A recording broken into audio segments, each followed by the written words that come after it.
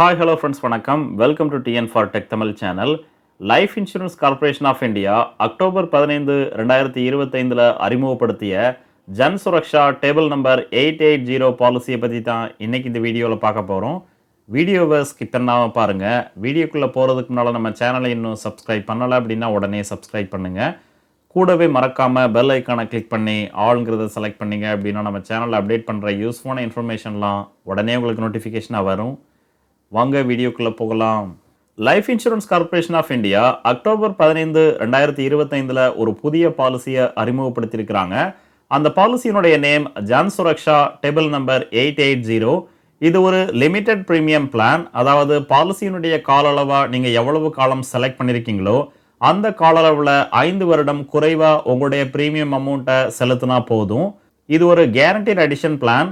Guaranteed அடிஷனுங்கிறதுனால இந்த பாலிசியினுடைய maturity அமௌண்ட்டை பாலிசியை எடுக்கும் போதே நீங்கள் தெரிஞ்சுக்கலாம். இந்த பாலிசியை வாங்குவதற்கான எலிஜிபிலிட்டி கண்டிஷன்ஸ் என்னென்னங்கிறத பார்க்கலாம்.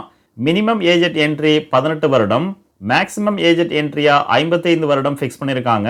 ஸோ 18 வயதிலிருந்து 55 வயதுக்குள்ள இந்த பாலிசியில் நீங்கள் ஜாயின் பண்ணலாம்.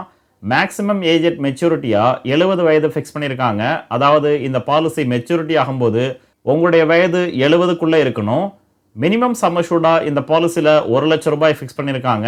மேக்ஸிமம் சம்மஷூடா 2 லட்சம் ரூபாய் ஃபிக்ஸ் பண்ணியிருக்காங்க. ஸோ 1 லட்சம் ரூபாயிலிருந்து 2 லட்சம் ரூபாய்க்குள்ள உங்களுக்கு விருப்பமான சம்மஷூட் அமௌண்ட்டை செலக்ட் பண்ணி இந்த பாலிசியில் ஜாயின் பண்ணிக்கலாம். இது ஒரு மைக்ரோ இன்சூரன்ஸ் பிளான். அதனாலேயே இந்த பாலிசியினுடைய சம்மஷூட் அமௌண்ட்டை கம்மியான அமௌண்ட்டில் ஃபிக்ஸ் பண்ணியிருக்காங்க.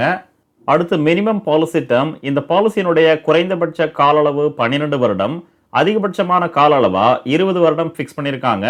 ஸோ 12 வருடத்திலிருந்து 20 வருடத்திற்குள்ள உங்களுக்கு விருப்பமான கால அளவில் இந்த பாலிசியை நீங்கள் வாங்கிக்கலாம்.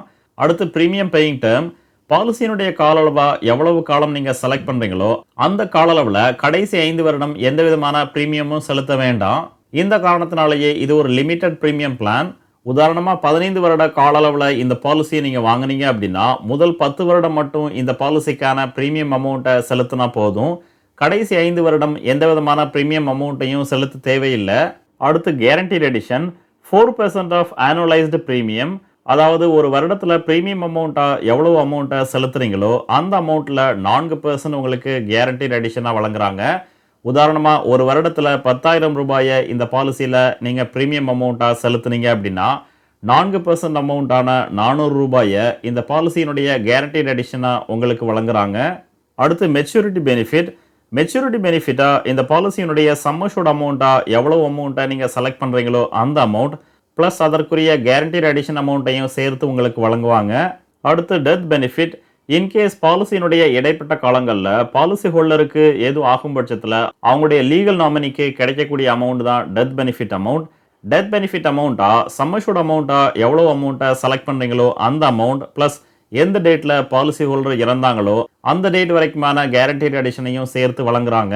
அடுத்து ப்ரீமியம் பேமெண்ட் மோட்.